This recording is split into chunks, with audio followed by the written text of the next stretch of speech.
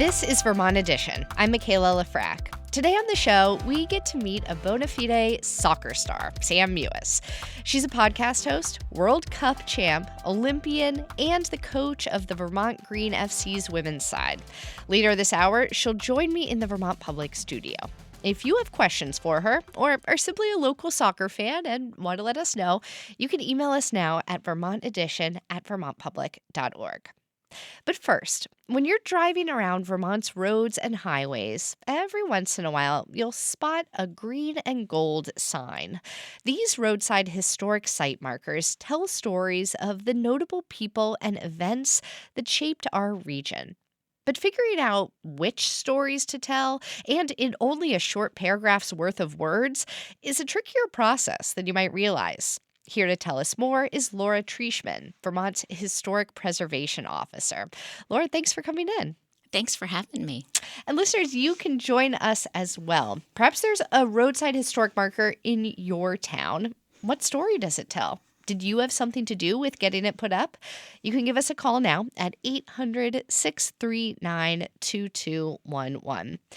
Laura, can you take us back to the beginning of this program? I think for many of us, these markers have kind of been there forever. But of course, they haven't been. When did this program start? So they've been there since 1948. The legislature decided that they wanted to boost tourism, so they decided to fund the production of 75 markers that would go around the state where you entered the state to commemorate famous people who were born here. So the first 40 were put up in 1948 and the rest in 1949. And what was the first one to go up? Do you know? The very first one installed was for Thaddeus Stevenson in Danville. Tell us about Thaddeus Stevenson. He was a Reconstruction congressman. He was responsible for putting together the 14th Amendment and a very good friend of Abraham Lincoln. Do you know about how these early markers were selected? Who was in charge of making these decisions? So it was what was then called the Division or the Department of State Historic Sites. And we were given the charge to identify these places. And of course, we got recommendations from legislators, as we still do today. And the markers were put up for Calvin Coolidge, Brigham Young.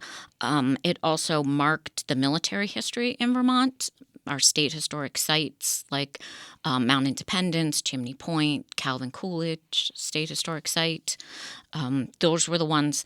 They identified sites, industries, towns, individual buildings like Rudyard Kipling's home in Brattleboro or Robert Todd Lincoln's home, Hildene, in Manchester.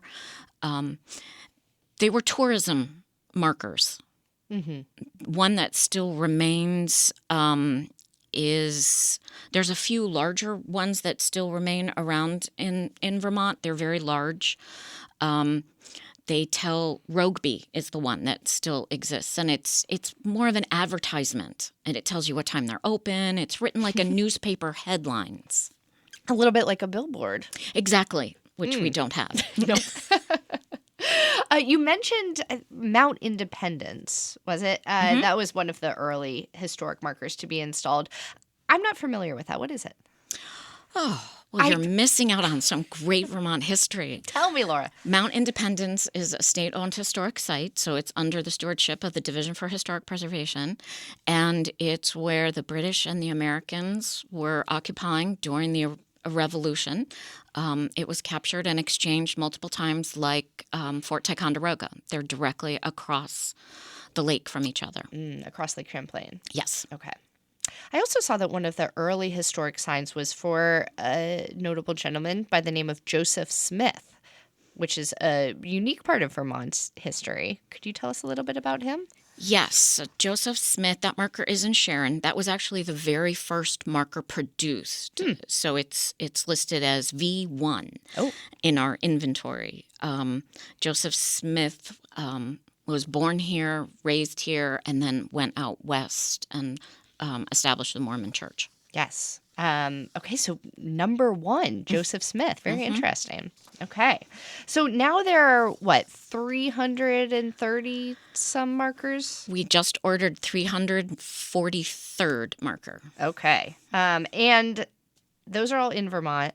Here's a fun fact. There's one outside Vermont. Can you tell us about it? There is one outside of Vermont. It's Cedar Creek, recognizing the 10th Cavalry of Vermont as they fought in the Civil War. So it's down in Virginia. Cedar Creek, the same as that enormous painting in the Montpelier State House. Yes, exactly. Okay. How did it get to be outside of Virginia? Can we start placing more of these in other states? I'm not sure other states would be all that happy with it, but Virginia was very excited because they embraced their Civil War history. It was a legislator and the state curator undertaking that to get that down there. If you have a historic marker in your town, perhaps you know a unique part of its history or another aspect of the story that it tells, call in at 800-639-2211. Or maybe there is a part of your town, a person, or a major historical event that you think should have a historic marker. You can learn how to do that. Pitch us your idea, though, right now at 800-639-2211. All right, so I am a Virginia girl. Grew up there, and wow, do they love Civil War history down there. So glad you brought that up. But one of the things that always kind of drove me a little bit crazy about Virginia's historic markers, and no offense to the good people of the Commonwealth, is that they're often placed right on the side of a 70-mile-an-hour highway. So you go zooming by and you see this marker and you're like, it could be interesting, but there's 400 words on it and there's no way I'm going to be able to read more than one or two as I drive my car by. Is this a problem that you tried to address here in Vermont? Yes, as the daughter of a former race car driver who would not pass a single roadside marker, you can see I would have the same problem as a child. My brother, sister, and I were just like, wait, we're stopping here. Yes, the ones in Virginia are very much one on top of the other and on highways where it's very hard to stop. We have a fabulous relationship that stems from back in 1948 with the Agency of Transportation, who was placing the markers for us. So we make sure that markers are placed in a location where you can pull over, that is safe, and where you can see them and get to them. And we Virginians, take note. This is so sensible. Right. And we work with the town garages and everyone related in traffic to make sure that they're not blocking visual as you're in your vehicle. Okay, very wise. I like this approach. We're also just talking about the Civil War and how it factors in heavily to a lot of these roadside markers, especially on the East Coast and in the South. Is that the case here in Vermont? I mean, of course, we have a bit less of a Civil War history than a state in the South would, but do a lot of them relate back to that time in history? They date as far back as Seth Warner and Ethan Allen. We've got our markers that tell all sorts of stories. We have thematic heritage trails that you can take based on the markers. So there is the Civil War, Revolutionary War. We're starting to do more with World War II and World War I. There's a few related to the Civil War up in St. Albans, Royalton. Mm-hmm. And are there signs that connect not just to our sort of post-colonial history, but to the time before the Revolutionary War, before European settlers came to Vermont? Yes, there absolutely are. We're just replacing a Missisquoi village up in Swanton marker that tells about the Native Americans. What does it say? It talks about how the village was established, how many people were there, that we believe.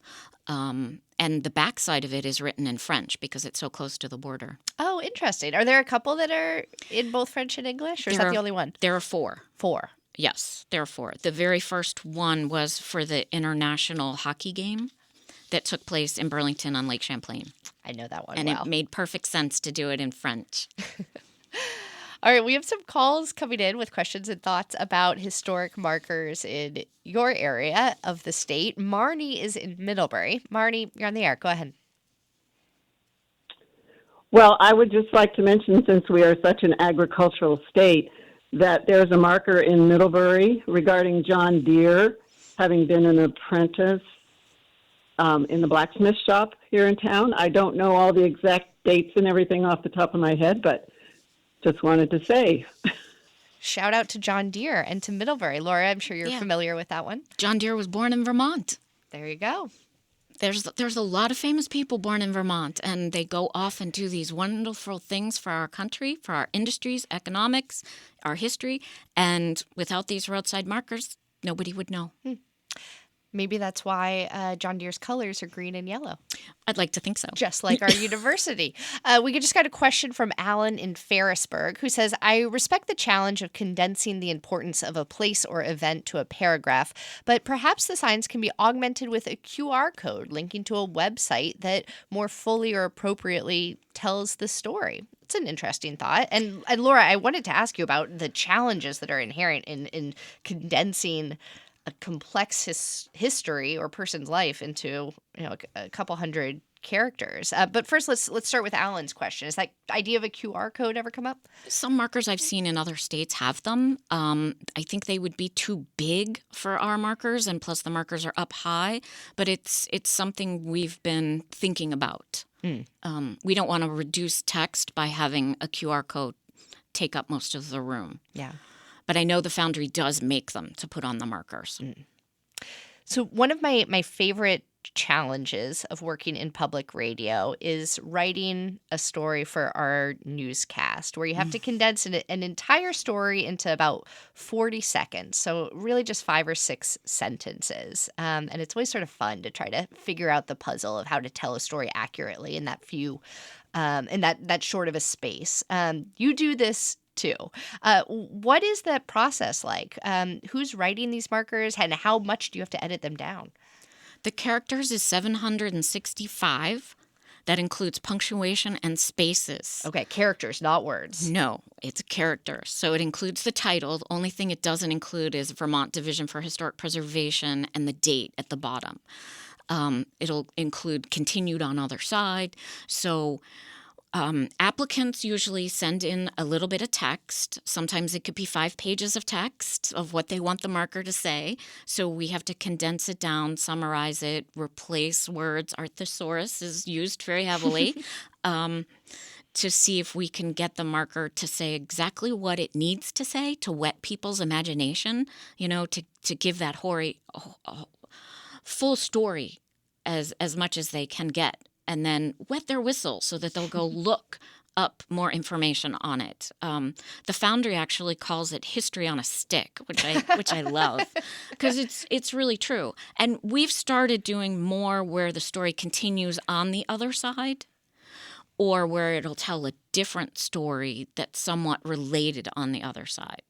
Double-sided printing, very important. Let's take another caller. We have Barbara in Newport on the line. Barbara, you're on the air. Go ahead. Thanks for taking some appreciation for.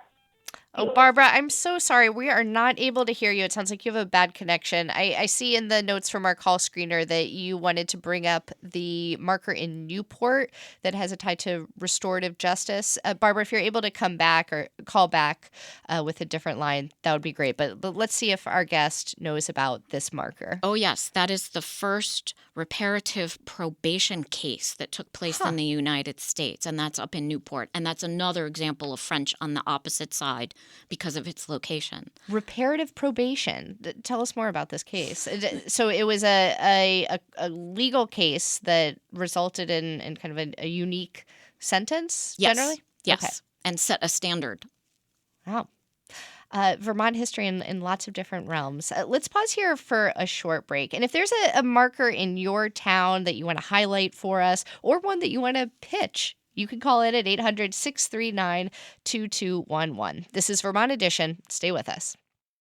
Thanks for listening to Vermont Edition, where support comes from Vital, Vermont information technology leaders. Did you know that 98.9% of Vermonters share health data with their providers through the nonprofit Vital to support better care? Learn more at vitl.net/sharing. Welcome back to Vermont Edition. I'm Michaela Lafrac. This hour, we are learning about the stories behind the stories told on Vermont's roadside historic site markers. Our guest is Vermont's Historic Preservation Officer, Laura Trieschman. Laura, has the state ever had to take down roadside markers, perhaps because of a factual inaccuracy or a change in how the public kind of interprets history? Yes. Yes, we have. And we've tried to replace those with updated text. The vast majority of the ones we've taken down are related to first white settlement, where it'll say the first settlement here in Vermont. And that's not respecting the Native American history that we have. Do you know how many have been taken down or any examples of other ones? I think there are 4 that have been taken down. The Missisquoi Village was one of Right. those. We wanted to present that respectfully and correctly. But we also recognize that not all of these stories are comfortable. We just need to make sure that we're using the right language, the right presentation of these histories. Well, the state has recently put in place 15 new historic site markers, and I'd love to hear some of the stories behind these. Now, you brought up, I think you were being serious, that your dad was a race car driver, or did he just Yes. drive really fast? No, he was Okay. a race car driver. Wow. Okay, so then that makes me want to start with the Devil's Bowl Speedway in West Haven, which is New England's fastest dirt track. Can you tell us about this? This is one of my favorite markers because it was brought to us by a student from Middle Union High School. It was a project that she wanted to put forward. So Josie brought us the text for several markers. The review of them settled on the one for Devil's Bowl Speedway in West Haven. And she even brought it to History Days. She did a full-size mock-up because the marker wasn't ready yet for History Days. So then after the text was approved by the Advisory Council on Historic Preservation, with some tweaking to make it fit, we sent it to the Speedway's historians, and they corrected some of the facts that we had gotten from the newspapers on the history of the Speedway. And so we're really But excited. journalists are never wrong. I'm sorry, sometimes. All right, so they corrected a couple They facts. corrected a couple facts, and so I'm really very excited that this marker will go up this summer. Let's take some more callers. We have lots of folks calling in with thoughts about Vermont's historic markers. There is Michael in Windsor. Michael, you're on the air. Go ahead. Hi, Michaela. That was really fast. I would like to nominate Windsor as the site of the invention of the Henry rifle, the first repeating rifle. It was invented by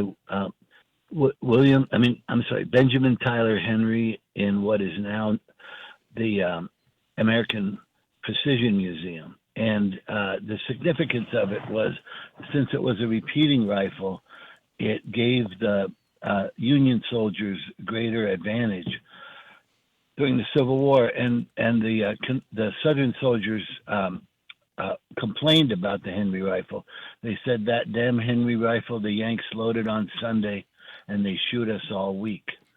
So it could be considered controversial because it's about a firearm, but the Henry rifle was invented in downtown Windsor. Controversial, but part of our state and national history. Laura, have you heard of this? No, I haven't. But that's what I love about the historic site markers. With each application or suggestion, I'm just like, really? I love that. Let's learn more. So what is the process for somebody like Michael who might want to formally submit this idea? We have an application process that's on our website, and then it goes to a small committee that reviews to make sure it meets the criteria, event, person, or architecture, community development. And then we work with the applicant to verify the facts. We like a lot of backup if possible. We do a little bit of research on our own, and then we start pulling it down to 765 characters.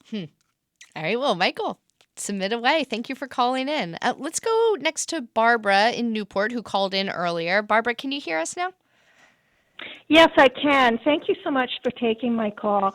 And thank you so much for bringing up the historic marker in Newport. And I just want to say how easy you made the process to happen, which was a surprise. It was very easy. And I want to tell you that the little tiny farm town of Sutton, which is about 500 to 700 people, I'm going to be working on a plaque for Sutton because Henry Oscar Houghton was born and had formative years in that poor little town, and he became the Houghton of Houghton Mifflin. Oh, the publisher. Yes, he had a book in every school child's hands in this country. And he served as a printer's devil in Burlington. And then he became mayor of Cambridge, I think, Mass. And he was such an esteemed person that there is a biography of him written by Horace Scudder. So that is coming to you. Oh, excellent. I can't wait for that. Thank you so much, Barbara, for calling in. And now we have Melody down in Chester. Melody, you're on the air. Go ahead. Hi. So I got really excited about this because I stop and I look at all the historical markers. I love them. And I happen to know that the students at the Expeditionary School at Black River up in Ludlow are going to be working on a history project to have one of the, I love this, history on a stick markers erected in front of the house that belonged to Ida Mae Fuller, who lived in Ludlow, and she was the first person to receive a monthly Social Security check, and the first one she received was January 31st, 1940, for $22.54. And she was 65 years old, and she had worked as a secretary. And I just think it's such a great project for the high school students and the students there, junior high also. Thank you so much for calling in, Melody. I actually did know about Ida Mae, and I have a folder of ideas, and that one was in there. So I'm really excited to be getting that application. Do you often hear from kids or school groups, Laura? Yes, absolutely. Ideas are coming in every day. Faster than you can Faster type than them we up. can keep up, and yes, definitely. Let's hear about another one of the new historic markers that are going in. Could you tell us about Sylvia and Charity? Oh yes, this is a wonderful marker. This is a perfect example of people mentioning it to me. There should be a marker for Sylvia and Charity, and I just was like, who are these ladies, and why? So this is a same-sex couple in early America in Weybridge. We know they had a farm.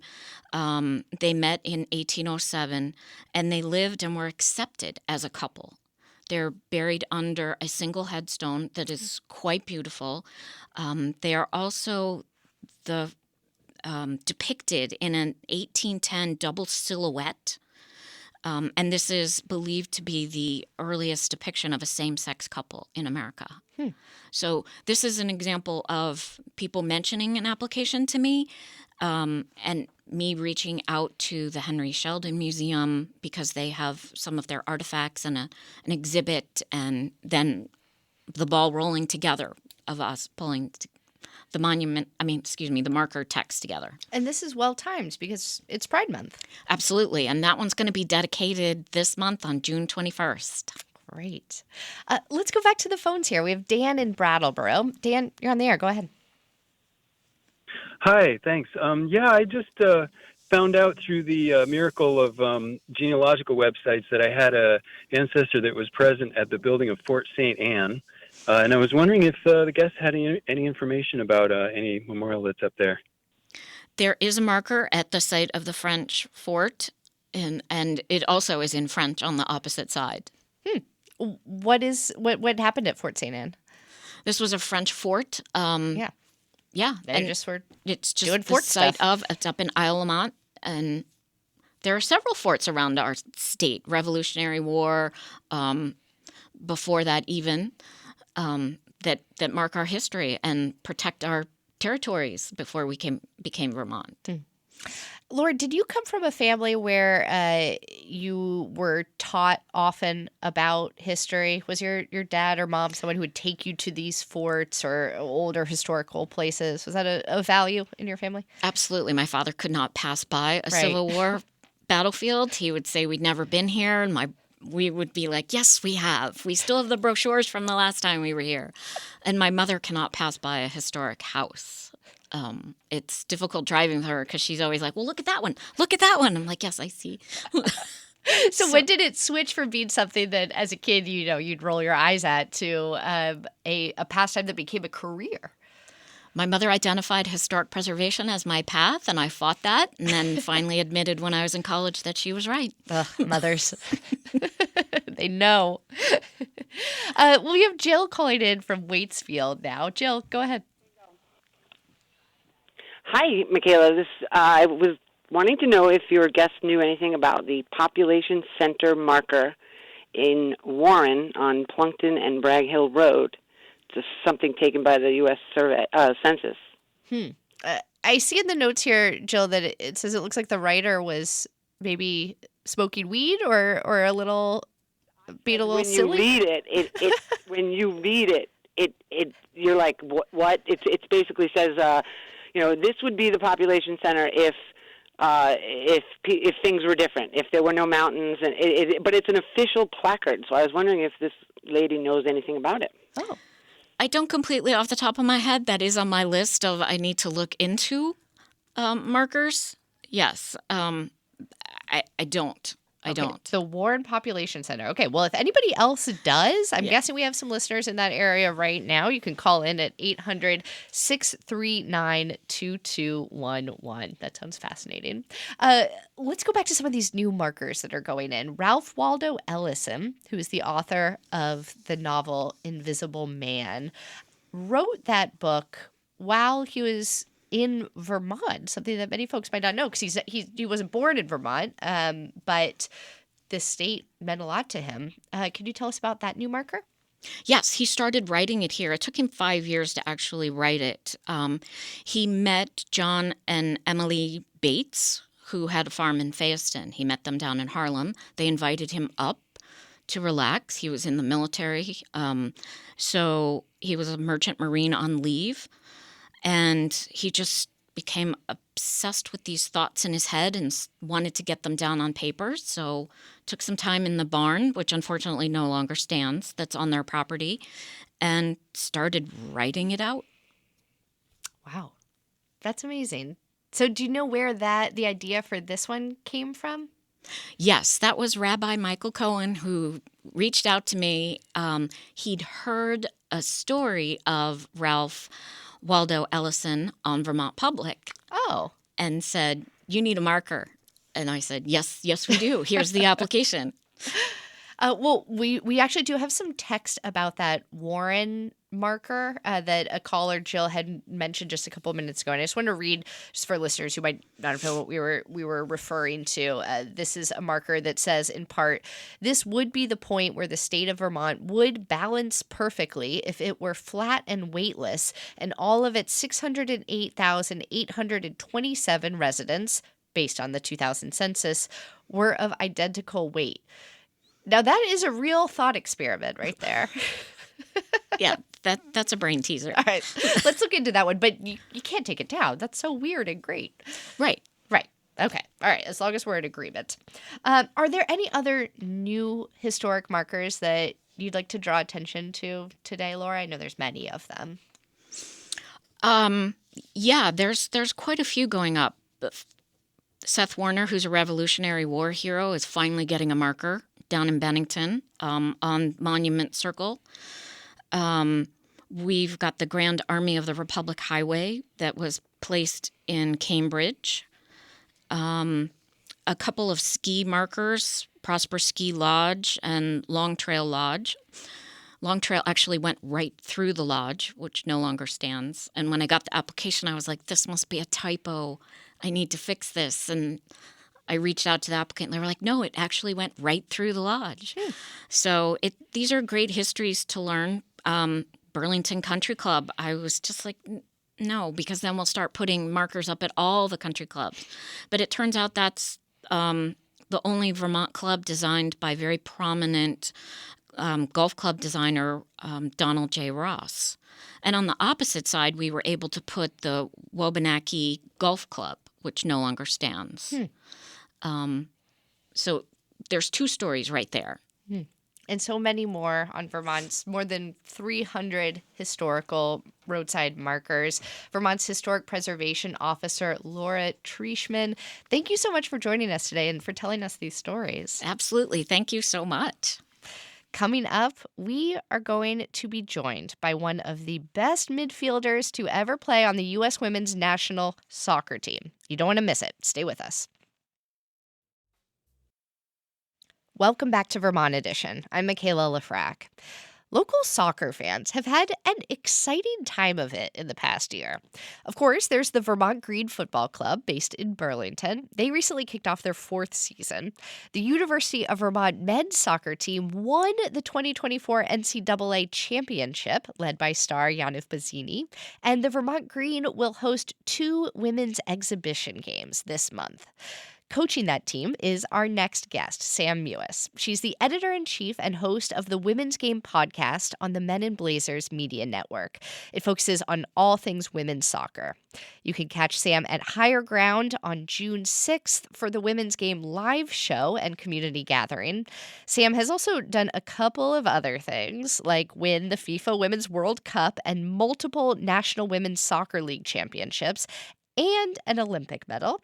Last year, Sam was the coach for the Vermont Green's first women's exhibition game, and she will return to the bench for the 2 upcoming games on June 11th and 14th. Sam, welcome to Vermont Edition. Thank you so much for having me. It's so fun to be here. Yes. And okay, so as I was just saying, there has been like a lot of just soccer in the air, it feels like, in the last year.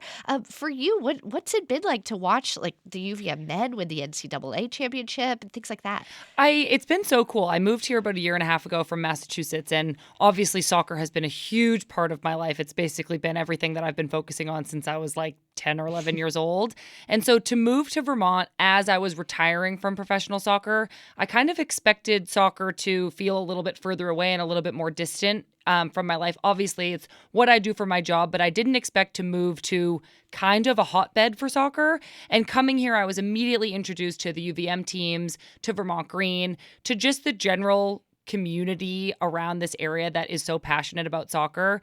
And so to just see the area come to appreciate it so much, to kind of insert myself into it and join up with Vermont Green last summer. And now to be able to bring kind of this day job that I do here to now where I live to highlight what the soccer community is all about here. It's been so exciting and so unexpected, but something that's become really special to me and that I'm excited to get to share more with the community. If you have a question for Sam Mewis or comments for her, maybe you're a big fan of a soccer team that you want to give a shout out to, 800-639-2211 is our number. Okay, so you mentioned soccer has been the thing that you have focused on since you were a kid. Can you bring us back in the life of young Sam? When did you first start playing soccer?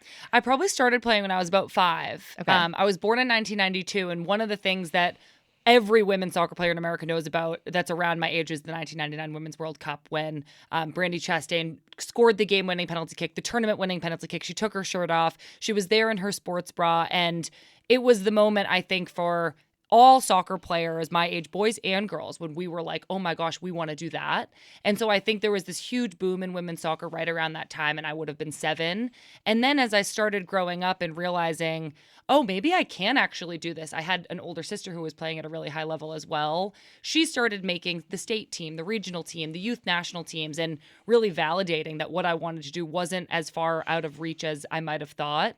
And so from the moment that I realized it was possible to play and represent my country and play at the highest level, that's what I wanted to do. And that's kind of what I set my whole life up to try to accomplish. Yes, your sister, Christy, was also a pro soccer player.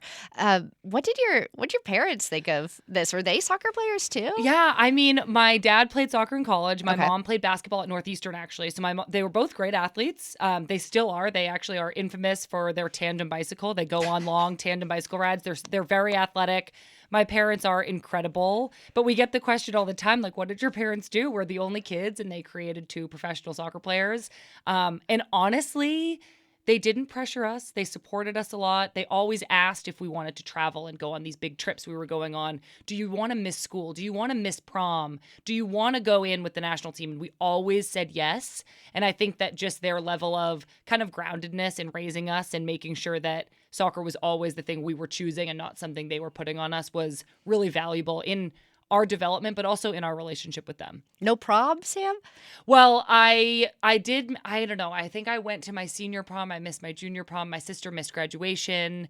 Or it was all... Seems like it was worth it. It was worth it. It was all worth it.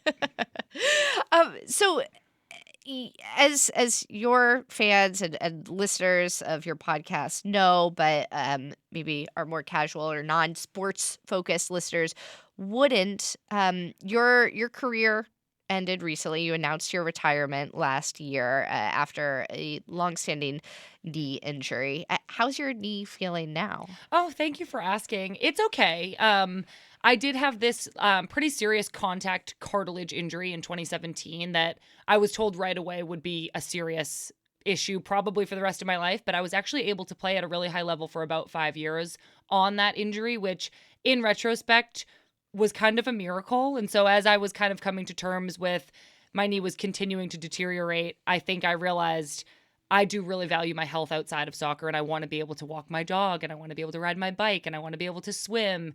And so I'm able to do those things, which is really great. I do still have pain time to time, swelling time to time, but I think with any professional athlete who plays at a high level for a long time, there are always going to be some lingering aches and pains. Obviously, it's not something I wish on anybody. Cutting my career short was really devastating for me. Yeah. But I think that it's partly why coming and moving here to Vermont, to this new place where I have found such great community and where the soccer community has really embraced me, comes as such a pleasant and unexpected surprise. Yeah. So now that you're coaching, and you coached the first Vermont Green women's exhibition games last year, is it hard to not just run onto the field? You know what? Kind of, yeah. I don't really run anymore because of my knee. So when the Vermont Green founders actually first asked me to coach, and to be clear, it's only really the week that the women are here playing for these 2 games. So I'm not coaching yet right now. I haven't even met the whole team yet. I won't meet them till Friday or Saturday. Last year, I hesitated at the opportunity because I was like, I don't know if I can. I don't know if I can do demos. I don't know if I can be out there on my feet all day kicking. Will I have to run around? Will my knee get sore? And there was this emotional component to it where I was like, it might be really hard. I might want to run out there. I miss playing. I miss being on a team. But once I said yes, and once I was around the players, I realized that actually going back and being close to the game and being around the game is what I needed and what I missed. And even though I can't play, just seeing them get to play and getting to kind of plant the seeds of what I love about the sport into a team full of women who want to learn and want to grow as players has been so rewarding in a way that I just didn't really expect. And so my official job, day to day, is podcast host, editor-in-chief of the women's game.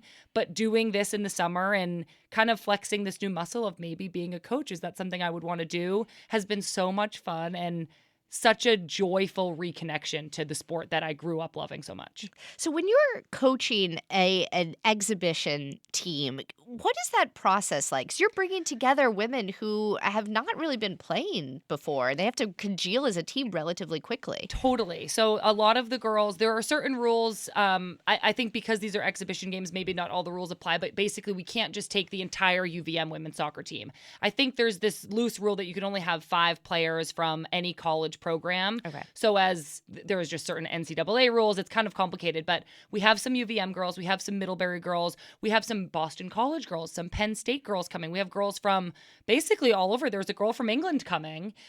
She actually scored the goal for us last year. Her name is Neve Renwick. She's incredible, and I'm so excited to see her again. And our first game is Wednesday. Our first training is the Sunday before. So we'll have these 3 training sessions before our first game where everybody will learn everybody's name. We'll start coming up with a team identity and what we want to look like. Me and the rest of the coaching staff will evaluate who the starters are and kind of have a little bit of a tryout to see who's going to get the most playing time, who's fit and who's in shape and who's performing well right now. So it's this really accelerated timeline for these 2 games that I think are really meant to highlight the club, the community in Vermont. But you know, we've heard my resume. I'm very competitive, and I think the girls are too. So we want to win the games. We want to put on a really entertaining performance for the fans who come out. So it's a lot to do in a really short time. Yeah. Well, it's very exciting that women's soccer gets to be on display at such a high level here in Vermont. And we talked at the beginning of this, Sam, about the moment that soccer seems to be having in Vermont. Meanwhile, women's sports more broadly seem to be having a moment nationally. I mean, there's the WNBA, of course, and exploding in the last couple of years. A professional women's softball team just launched. The Vermonter Alana Marr is one of the professional women's rugby players that's brought a lot of attention to that sport in the past year.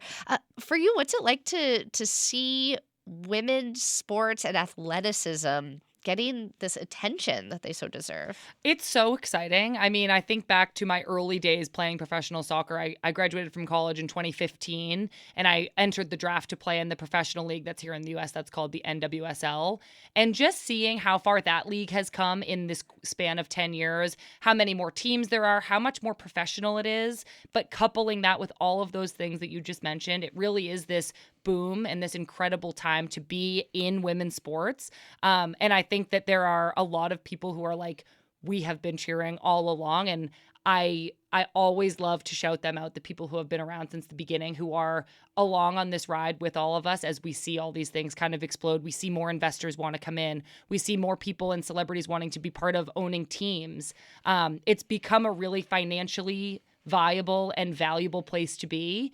And the product just keeps giving more and more and more. The players who are becoming stars, Caitlin Clark, Trinity Rodman, are so exciting and fun to watch. And they are really paving the way in so many ways for women's sports to just continue on this upward trajectory. And you're kind of helping with that upward trajectory, the momentum behind it, by hosting this podcast on the Men in Blazers Network. Can you tell us a little bit about it? I would love to. So when I realized that I had to retire, this was about a year and a half ago, and all of these things start coming up, like I need health insurance, I need a salary now. I'm not really prepared to do anything except play soccer. And I had done some work with the Men in Blazers Media Network during the 2023 Women's World Cup. We watched the games live and we did these streams, and I had such a great time. And I realized that the company was founded on really emotional storytelling and really having empathy for humans, you know, the athletes as humans, but also they were so empathetic to me, who I was going through a really hard time in my life, a really uncertain time. I decided to go and work with them full time as editor-in-chief. So the women's game is a media, a platform, a vertical. We have multiple podcasts a week. One of them I co-host with U.S. Women's National Team legends Becky Sauerbrunn and Lynn Biondolo. One of them I interview some of the best players in the game. We've had some really iconic players on, Trinity Rodman, who I mentioned, Mallory Swanson, Lindsay Heaps, who's the current captain of the U.S. Women's National Team. And then we do these live reaction shows. Just last night, I was up after the U.S. Women's National Team beat Jamaica 4-0. We did a live reaction show on YouTube. We're doing live shows like the one on Friday at Higher Ground, and it's been so much fun, such a great way for me to stay connected to soccer, to former teammates, and so enjoyable to engage with the audience in a new way.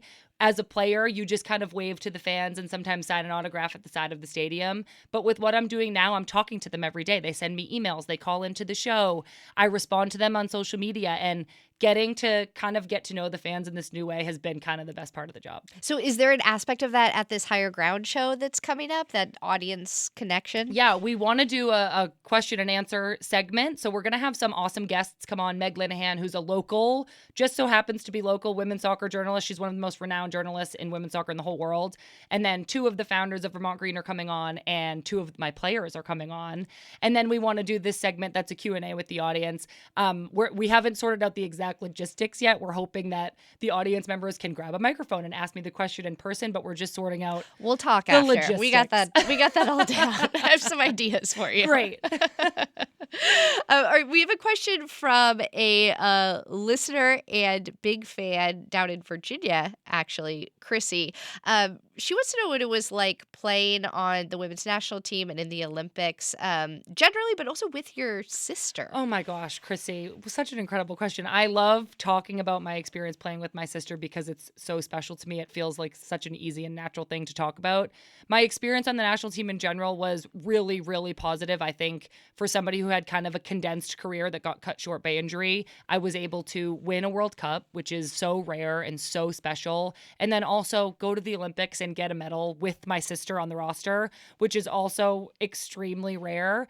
It was a bronze medal, and I do like to remind people of that. Of course, we wish it was gold, but it was such an amazing journey, I think, especially that Olympics with my sister, to go through the ups and downs of making a really competitive roster like that, and then inside the ups and downs of a tournament that happened during the pandemic. There were really strict rules. It was really stressful. The team wasn't necessarily performing our best, but to do it right next to somebody who I had grown up playing with and learned so much from, I'm so grateful for my experience and my opportunities to play at that level. It was really such a dream come true. Okay, I've always wondered this about people who have won Olympic medals.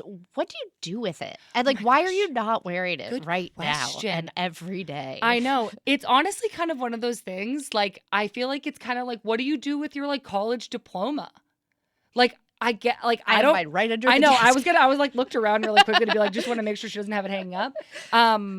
It's in my office. It's somewhere maybe on display behind me in my podcast setup. But it is one of those things that as an item, it's so, so important and monumental that you almost want to lock it away and not let anything spill on it and not let it get lost and not let the dog chew on it. So it's definitely safe, but I don't look at it a lot. Put that thing on, girl. Another question from a listener named Eric, who wants to know what your pregame meal or snack was. Oh my gosh, it was pancakes, believe it or not.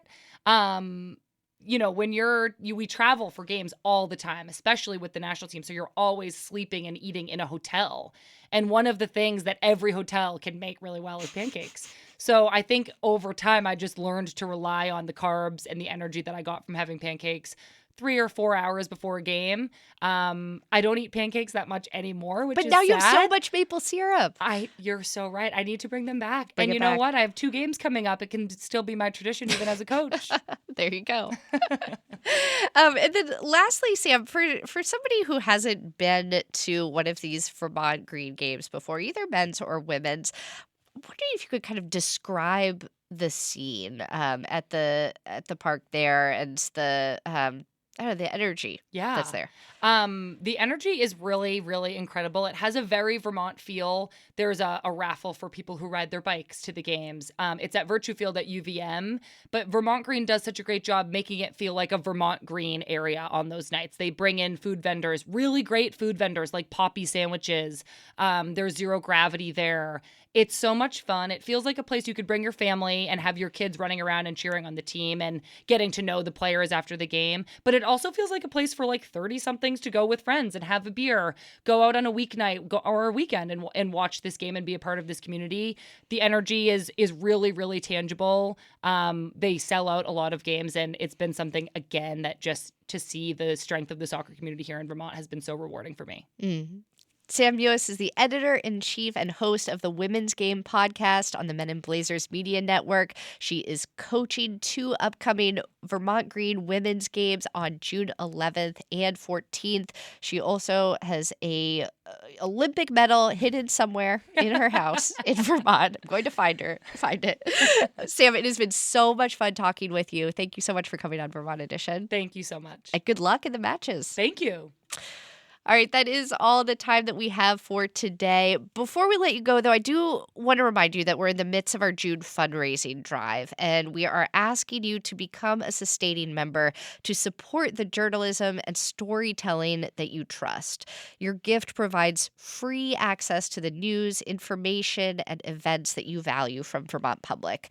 You can give now at vermontpublic.org or on the Vermont Public mobile app. And thank you so much to supporting Vermont Edition and all the other work that we are doing to build community. Today's show was directed by Aaliyah Papes. John Ahrens is our managing producer. Andrea Lorian and Daniela Fierro are our producers. And today's call screener was Rick Barrett. Our theme music is by Myra Flynn. I'm Michaela Lafrac. Thank you so much for listening, and we will catch up again soon.